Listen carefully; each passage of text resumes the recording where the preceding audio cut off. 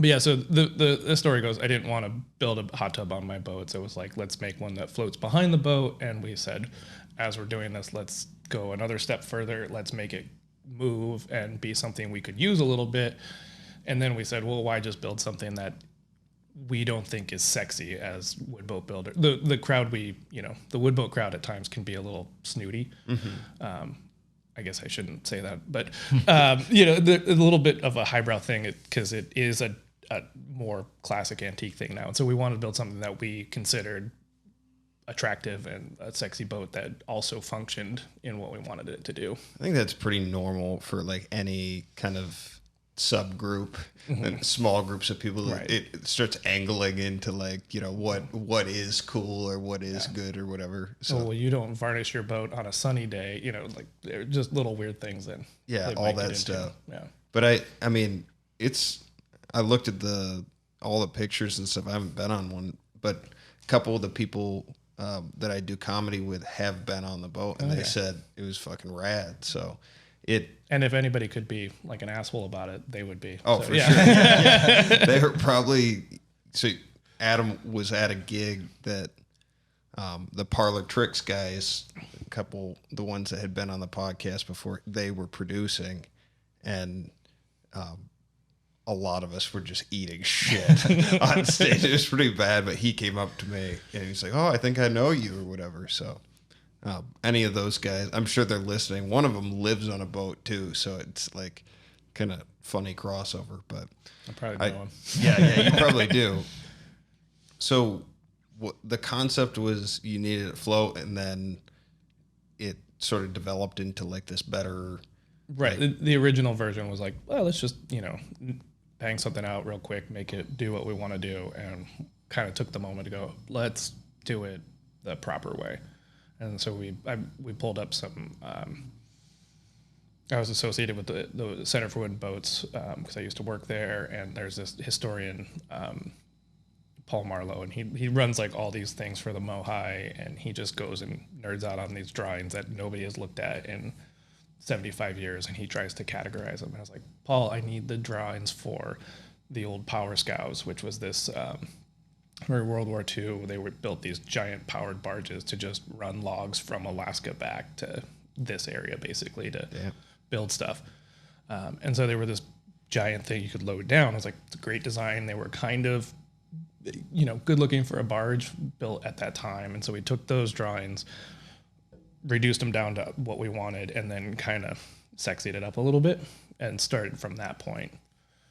And that's the baseline of the What is design. the sexification process for a boat? I mean, we took instead of the bow coming together, we rounded it out. We worked a little harder in that. We adjusted the shear line, when you stand back and look at something in profile, you're like, is that, just a big clunky thing, or is it what we are looking for in design? I know so little about boats, and still while trying to make it like uber functional, and so changing the underwater the wetted surface to be like, do we want this stern to slip up, or do we want it to be a little less efficient as it drives and have more buoyancy in the aft section, things like that. And things like that. Yeah, exactly. No, I'm like, in the when you said the word bow, I was like, I don't even know if I really. I'm still like 10 minutes back, and I don't know why I brought up all those guys in that comedy show. Like sometimes in a podcast, I'm like, I've just been all over the place. So sorry. I think that is one of the barriers, though, that brings that to it keeps boating and that world a little different to people, For sure. And that shouldn't, it's the front of the boat, it's the back of the boat, it's the left, And I think it's really cool. One of the coolest things about hot tub boats to me is we get people from all over the world and all different backgrounds coming out to rent the boat. And so somebody like you or me who goes out to rent the boat, we look at it and we can appreciate its beauty and its functionality. But then we also have boaters who want to come and experience a new way of boating, who appreciate it on a whole nother level. For sure. So like yesterday we were just at the Dick's drive-in parking lot, and we brought a hot tub boat out for their Kraken opening day party. And that is a different group of people who is coming to that event. And so you would have people come up who are like, oh my gosh, it's a hot tub boat. I'm kind of drunk. I want to take a photo in it. I've never even been in a boat. And then you have other people who are coming up and asking incredibly detailed questions about the teak decking, about the shear line, where I'm like looking at Adam like, hey, you might need to answer this one for me. And I think that's one of the appeals is you can be a layman and still see the beauty in it. Mm-hmm. But for like the expert boaters, there's like a whole nother level of it's functionality versus like style. It's one of those things like where it does appeal to the layperson because they don't know what they're not looking for. And then when that design hits right, it works because they go, oh, that's really pretty. And other people are going, that really is pretty. You know, like that makes a difference. And we got, lucky in ways, but also it was a bit of hard work and calculated, but like we hit several home runs, like design worked, execution. How long did it take?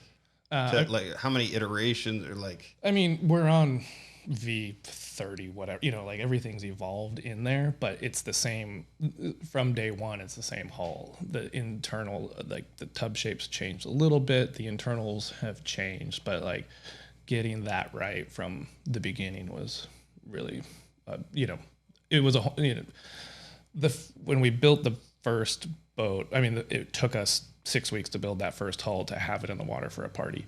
But we lofted it. You draw it out full scale. Like we lay plywood down, paint it white, and then draw the boat in 3. You get like profile, plan view, and then front on kind of thing. So you draw it out so you can make patterns. And then we built the first, here's the hull. And we tossed it in the lake and put a tarp in it to simulate where the tub was going to be and filled it with water. Because we were like, if you go, the water's going to fly out the back.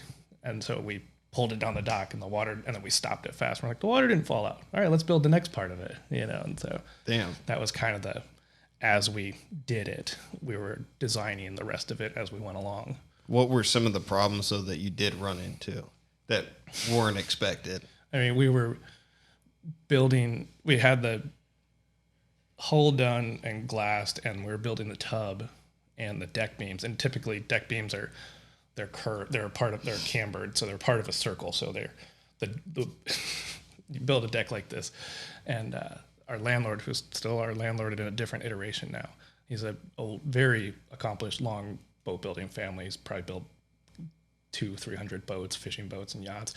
He's just kind of whiling around the yard, comes in and he goes, I had this moment of we had the deck beams just sitting there and they were upside down because that's the way they were resting. And I went, oh, we should do it this way so the water is kind of coming back, or it's not just this thing that's coming up and in our way, in our vision.